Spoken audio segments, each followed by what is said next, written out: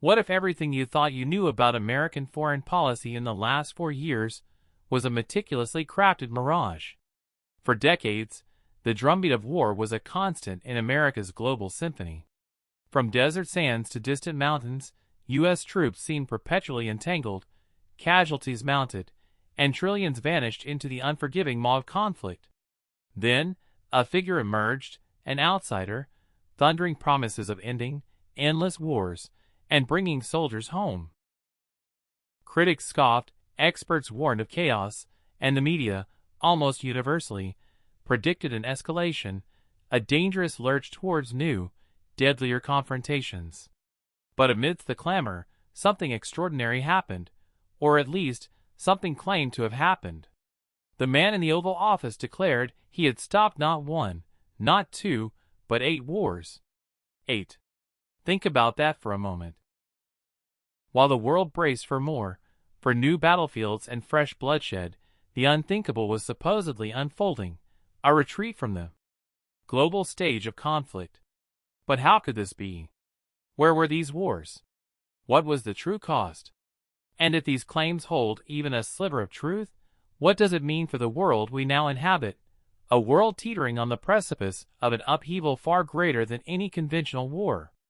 We're about to peel back the layers of a geopolitical mystery, one that reveals not just hidden victories, but a terrifying reality about what's about to happen after America's worst. And why most people have absolutely no idea. But how do you stop a war when the enemy isn't a country, but an ideology, a shadowy global network, and the fight is often invisible? And did America truly win, or just change the battleground, unleashing a new, even more insidious threat? Remember 2014. The world watched, horrified, as a black banner unfurled across Iraq and Syria. ISIS, the so-called Islamic State, carved out a brutal caliphate, executing thousands, enslaving women, and inspiring terror attacks from Paris to San Bernardino. They were a hydra-headed monster, sophisticated in their propaganda, ruthless in their violence, and seemingly unstoppable. The Obama administration had built an international coalition, launching airstrikes and deploying advisors, but the conflict felt like an endless grind, a grim war of attrition.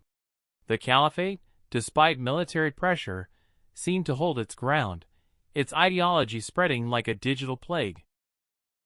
Then came the new administration. The rhetoric was different. The approach was unconventional. Trump declared he would bomb the ass out of them, and his critics, and many within the Pentagon, braced for reckless abandon. But what actually happened was a profound, if controversial, shift in strategy.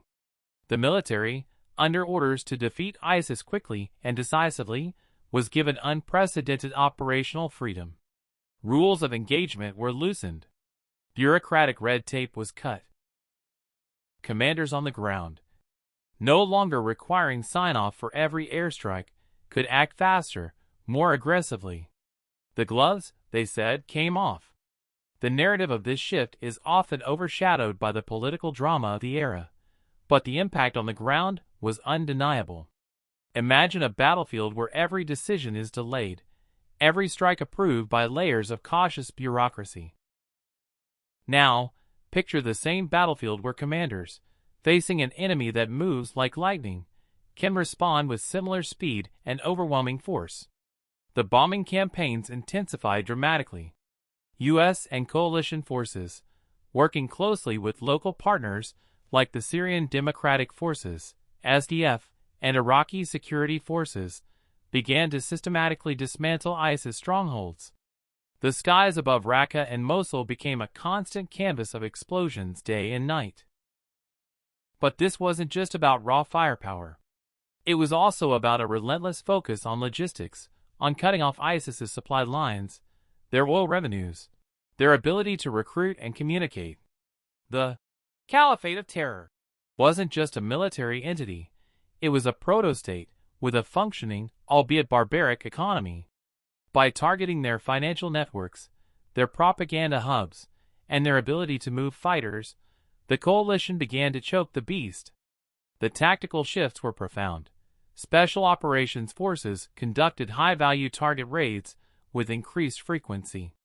Intelligence sharing became more streamlined. The political will, from the top, was singularly focused on one objective: obliteration of the caliphate's physical presence. By March 2019, the White House declared 100% of ISIS's territorial caliphate in Iraq and Syria had been liberated. The black flag was lowered from its final stronghold in Baghouz. Visually, audibly, the caliphate was defeated. Its leader, Abu Bakr al-Baghdadi, was hunted down and killed in a daring raid later that year. This wasn't a minor victory. It was a profound blow against the most virulent extremist organization of the 21st century. But stopped is a complex word. What remains? A shattered landscape, a humanitarian crisis of epic proportions, and a persistent insurgency. ISIS went underground, transforming from a territorial entity into a global network of cells, still capable of inspiring lone wolf attacks and orchestrating complex operations from the shadows. Syria remains a geopolitical nightmare, a fractured state where various powers, Russia, Iran, Turkey, Kurdish forces, and the remnants of Assad's regime, vie for control. The American withdrawal from parts of Syria, though justified by the claim of defeating ISIS, left Kurdish allies vulnerable and created new power vacuums. So, while the war against the caliphate's physical manifestation was undeniably won, the war against its ideology and its dispersed operatives continues to this day, shape-shifting and adapting. The battlefield merely became invisible, moving into the digital realm and the fractured shadows of failed states, setting the stage for more complex, less conventional battles ahead. For 2 agonizing decades, America bled in Afghanistan, a wound that refused to heal. Every president promised an end, every promise dissolved into more deployments, more casualties. So, what made this withdrawal different? And did it truly mark the end of America's longest war, or merely the beginning of another catastrophe that would redefine America's global standing? Afghanistan. For many Americans, that single word conjures images of an unending quagmire, a war that swallowed generations, consumed trillions of dollars, and offered no clear path to victory. After September 11th, the mission was clear: dismantle al-Qaeda and punish the Taliban for harboring them. But that clear mission morphed into nation-building, counterinsurgency, and a deeply entrenched presence that defied simple solutions. Successive administrations, Republican and Democrat, found themselves trapped, unable to win, yet unwilling to fully withdraw for fear of a collapsed state and a resurgence of terror. The political calculation was always the same: better to manage the slow bleed than risk a catastrophic, politically damaging implosion. Enter Trump. From the campaign trail, his message was unequivocal: end the endless wars. Afghanistan was his prime exhibit. He railed against the cost, the futility, the lives lost for what he perceived as a nebulous, unachievable goal. Yet, initially, he listened to his generals, who convinced him a rapid withdrawal would be disastrous, leading to a brief surge of troops. But his frustration never abated. The idea of negotiating with the Taliban, once anathema, began to gain traction within his administration. The goal was no longer victory, as traditionally defined, but simply to get out, to extract America from the quagmire. The story of the Doha Agreement is one of immense controversy and unprecedented diplomatic maneuvering. For years, the U.S. refused to negotiate directly with the Taliban, viewing them as terrorists. Now, American diplomats, led by Special Representative Zalmay Khalilzad, sat across the table from them in Qatar. The conversations were long, fraught, and often secret. The premise was simple: the U.S. would withdraw its forces in exchange for the Taliban's commitment to prevent Afghanistan from becoming a haven for terrorists again, and to engage in inter-Afghan peace talks with the Kabul government. Inside the Pentagon, and across the international community, the plan was met with profound skepticism. Many believed the Taliban could not be trusted, that they would simply wait out the U.S. withdrawal and then seize power. The Afghan government, largely excluded from the U.S. Taliban talks, felt betrayed and undermined. They feared, correctly as it turned out, that the agreement was essentially a U.S. surrender that would leave them exposed. But Trump was resolute. He saw the negotiations not as an endorsement of the Taliban, but as the only realistic path to fulfilling his promise. He wanted a date, a timeline, a clear exit strategy, no matter the political fallout. On February 29, 2020, the U.S. and the Taliban signed the Agreement for Bringing Peace to Afghanistan. In Doha, it committed the U.S. to a phased withdrawal of all troops by May 1, 2021, in exchange for counterterrorism assurances from the Taliban and their engagement in peace talks with the Afghan government. Under Trump, troop levels in Afghanistan were significantly reduced, from over 13,000 to approximately 2,500 by January 2021. This was a war, by presidential decree, that was being stopped. But what remains? Catastrophe. The inter-Afghan talks faltered. The Taliban, emboldened, launched offensives across the country, systematically dismantling the Afghan national security forces that America had spent 2 decades and billions training. When President Biden ultimately adhered to the withdrawal agreement, though extending the deadline slightly, the collapse was swift and shocking. The images of Kabul airport in August 2021, desperate Afghans clinging to planes, the chaotic evacuation, the return of the Taliban, became a powerful symbol of America's longest war ending not with a whimper, but with a horrifying bang.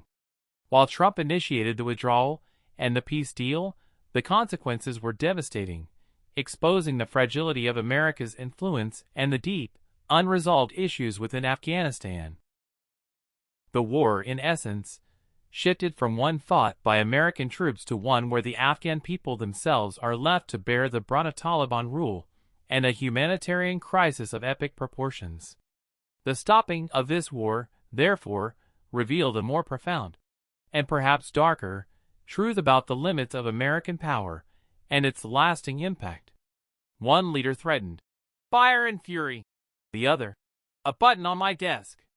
The world held its breath, convinced nuclear war was imminent. How did America avoid the unthinkable with North Korea? And what hidden deals were struck to bring about a peace that felt impossible just months before, fundamentally altering the trajectory of a potential global conflict? Rewind to 2017. The rhetoric coming from Washington and Pyongyang was terrifying.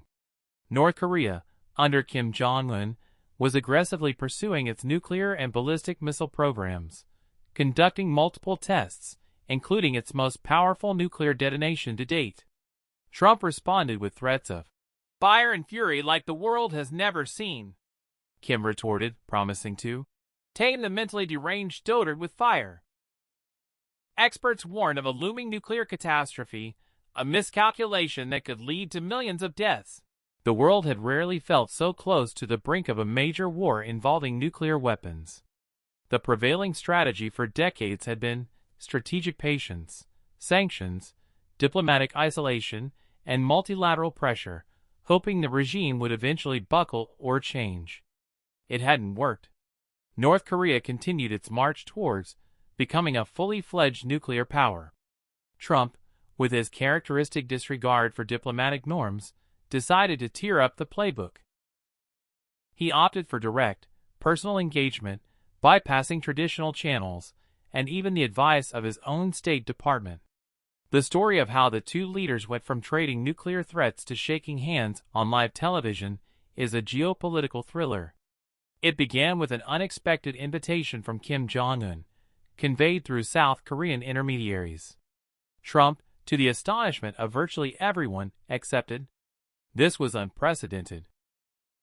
No sitting American president had ever met with a North Korean leader. The summits in Singapore, 2018, and Hanoi, 2019, were spectacle and substance, hope and disappointment, all rolled into one. The world watched, mesmerized, as two unpredictable leaders tried to forge a new path. Trump believed his personal touch, his unconventional negotiating style, could achieve what decades of traditional diplomacy could not. He met Kim Jong-un, exchanged letters, even walked across the demilitarized zone. For a period, the temperature undeniably dropped. Missile tests ceased. The threats disappeared from headlines. Families of American soldiers killed in the Korean War began to receive remains, a significant gesture. The fear of imminent conflict, which had gripped the region, receded. Was it a genuine breakthrough or a grand theatrical illusion? The answer, like much of this era, was deeply complex. The immediate outcome of the summits was a dramatic de-escalation of tensions. The direct threats of nuclear war vanished. North Korea halted its long-range missile and nuclear testing, dismantling some facilities and returning remains of U.S. soldiers. While no comprehensive denuclearization agreement was reached, the Hanoi summit famously broke down over sanctions relief. The danger of an immediate, catastrophic military confrontation was significantly averted. The war of words, the brinkmanship that could have escalated into real conflict, was effectively stopped. But what remains? North Korea's fundamental nuclear program was not dismantled. Its arsenal, while not actively tested, is still believed to be growing. Sanctions remain in place, largely ineffective at altering Kim's core strategy. The peace was fragile, a temporary reprieve rather than a permanent solution. Today, North Korea continues to develop its capabilities, occasionally testing shorter-range missiles, but without the confrontational rhetoric of 2017. Trump's engagement didn't solve the core problem, but it did pull the world back from the brink of a potentially devastating regional, or even global conflict. The war wasn't ended, but it was averted in its most immediate and terrifying form, leaving a stalemate that continues to challenge the world in new, unpredictable ways. While the world watched one conflict, a silent, historic shift was reshaping an entire region, bypassing decades of entrenched animosity. How did the impossible become reality in the Middle East? And what hidden leverage did America use to forge peace where decades of war, diplomacy, and bloodshed had failed? For generations, the narrative of the Middle East was dominated by the Israeli-Palestinian conflict. It was the intractable issue, the seemingly unresolvable core of all regional instability. Any talk of peace between Israel and Arab nations was always contingent on a resolution for the Palestinians. Decades of diplomatic efforts, billions of dollars, and countless peace plans had crashed against this rock. The unspoken truth was that many Arab nations, while publicly supporting the Palestinian cause, harbored their own strategic interests and often shared a common enemy with Israel, Iran. But to publicly acknowledge this, to formalize relations with Israel, was political suicide for any Arab leader. The new administration approached this challenge not through the traditional lens of the Israeli-Palestinian conflict, but through a strategy of regional realignment. The architect of this audacious plan was Jared Kushner, Trump's son-in-law and senior advisor, who was given a broad mandate to achieve peace in the Middle East. He understood that the old pathways were blocked. Instead of focusing on resolving the core Israeli-Palestinian issue first, he sought to build bridges between Israel and Arab states that shared similar strategic anxieties and economic aspirations. The story here is one of quiet, persistent diplomacy, often conducted far from the public eye. Kushner, along with key advisors, spent years building relationships, identifying common ground, and subtly applying pressure and offering incentives. The key was to leverage shared fears of Iran's growing influence, as well as the economic opportunities that normalization with Israel could bring. The Arab states, particularly the Gulf monarchies, were increasingly concerned about Iran's nuclear program, its proxy groups, like Hezbollah and the Houthis, and its destabilizing actions across the region. Israel, too, viewed Iran as its most significant existential threat. This shared strategic interest became the foundation for a new approach. The crucial turning point was the United Arab Emirates.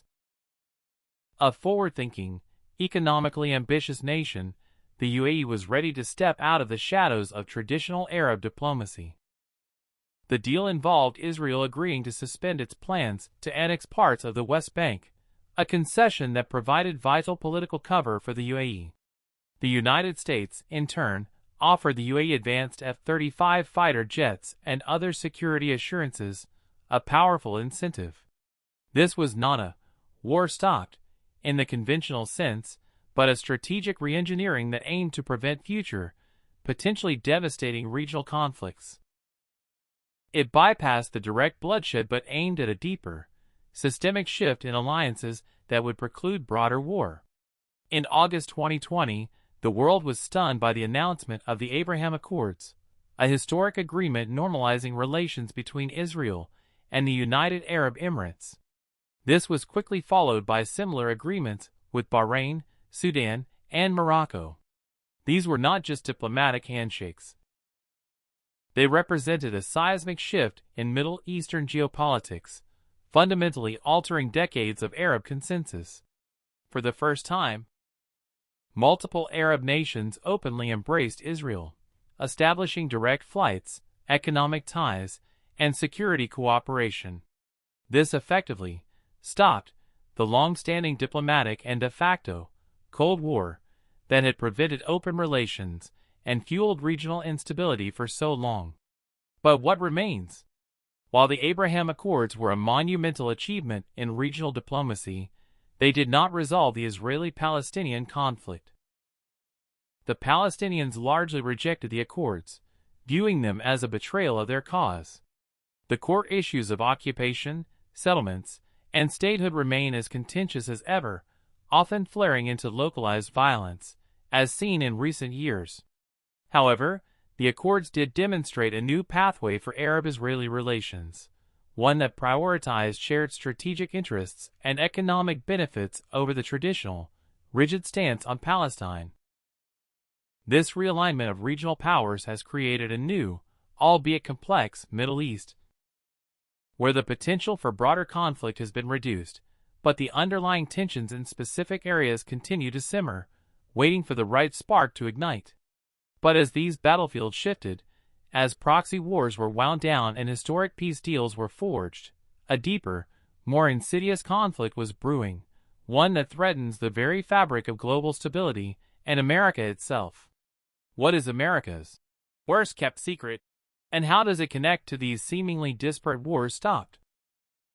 The answer reveals the true battle ahead, and why we are closer to the edge than ever before. We've discussed Afghanistan, ISIS, North Korea, and the Abraham Accords, all distinct situations, yet united by a common thread, a declared effort to reduce direct American military entanglement. Under this administration, troops were also drawn down from various other global hotspots, including parts of Africa and even Europe. The rationale was clear.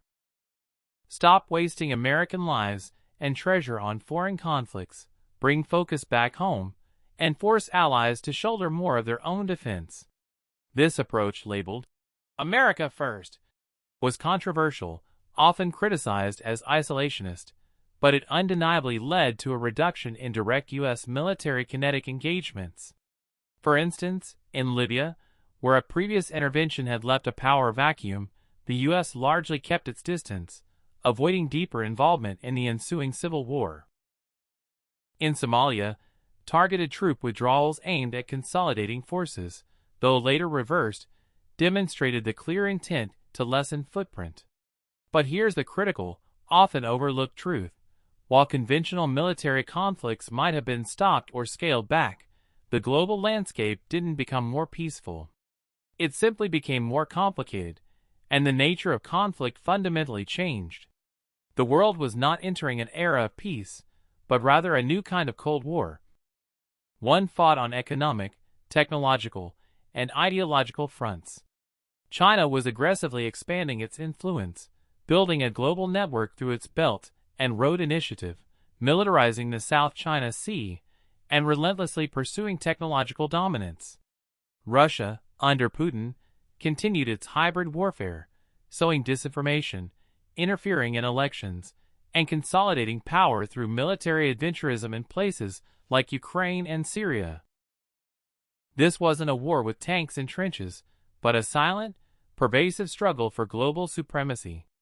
It involved cyber attacks that crippled infrastructure, economic coercion that bent nations to their will, and information warfare that sowed division and eroded trust from within.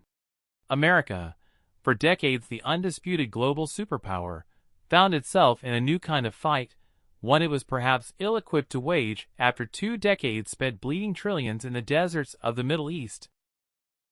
The endless wars had diverted resources, exhausted the public, and, crucially, distracted from the rise of peer competitors. Trump's foreign policy, while seeking to extract America from old wars, inadvertently shone a harsh light on a far more dangerous threat. America's worst-kept secret isn't a foreign power, or a secret weapon, or an impending invasion from without.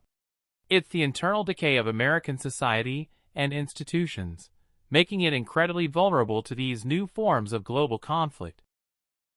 While Trump's administration pursued the stopping of physical wars, America became engulfed in a different kind of war at home, a war of division, polarization, and democratic erosion. The massive spending on foreign wars had contributed to a national debt spiraling out of control. The focus on external threats had allowed internal cracks to widen into chasms. Political polarization reached unprecedented levels, fueled by a fractured media landscape and foreign interference. Trust in institutions, government, media, even science, plummeted. Consider this: a nation deeply divided, with its democratic norms under attack, its economic stability questioned, and its social fabric fraying, is a nation fundamentally weakened. When a nation is at war with itself, it cannot effectively project power, maintain alliances, or deter sophisticated adversaries on the global stage. The wars stopped, were tactical retreats from visible battlefields.